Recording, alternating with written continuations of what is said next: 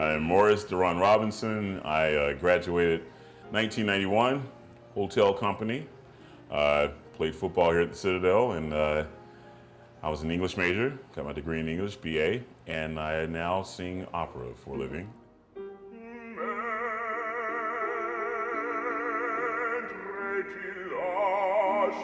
Well, I went to high school performing arts in Atlanta, so it started there. It started when my mom made me get out of bed the night before the audition and practice The Impossible Dream. I made it into the band and I was done. I was like, that's it, I'm not gonna do anything else. Like, you're gonna join the chorus. I'm like, well, I don't wanna do that. When I was here, I did the national anthem at the baseball games, Charles Wallace and I started the gospel choir. In my first year, I actually played for and conducted the gospel choir, and then I became more of a director after Jennifer Fashions came on board. And so I was always involved in music.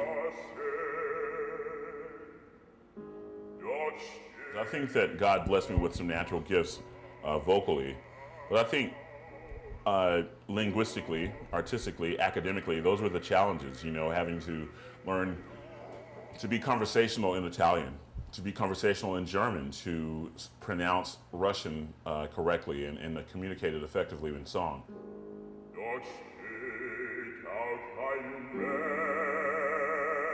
Me being thrown into the spotlight at a very rapid pace, so to speak, my learning curve was short. I had to get on top of it really quickly, but there again lies one's ability to adapt in those situations. I got that from here. I got that from playing football and having to be in a 4-point stance and not move with sand fleas biting me. I got that from standing in formation on the parade deck and not and having the desire to scratch my ear but not doing so.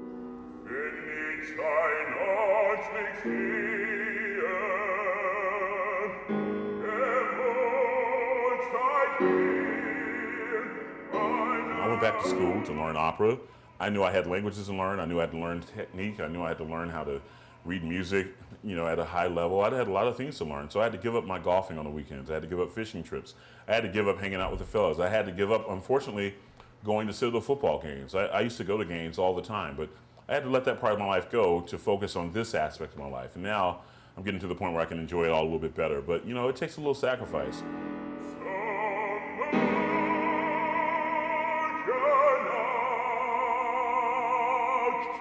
The characters I play require a lot of authority. They're gods, devils, kings, priests, you know, positions of power.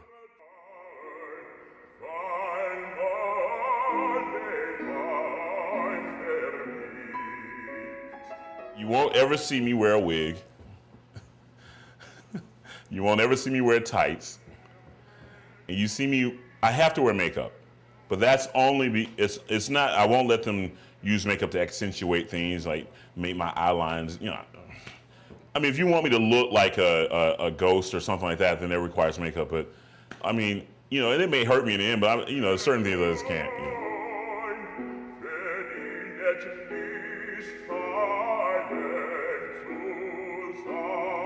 5-6 years ago, I didn't even know I'd be doing this for a living, so who knows what I'll be doing next. I will be singing, and I will be doing it at a profession, I hope. You know, I like listening to Will Downing and smooth jazz type stuff too. I'd love to be the first opera singer to have a crossover album like that and do that. So, you know, it just depends, man. We'll see.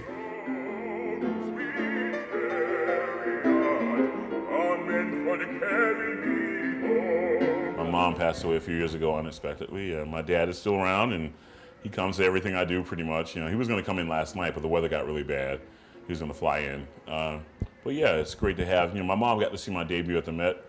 She got to come to the Met a few times and walk around and see the grandiose of that theater, so that's been really cool. That was really cool. She was there when I did my first opera, Aida, in Boston, so it was great to have her see the thing that she kind of started, you know, grow into fruition. She didn't get to see it at this level, but she's watching over me. I know she's there.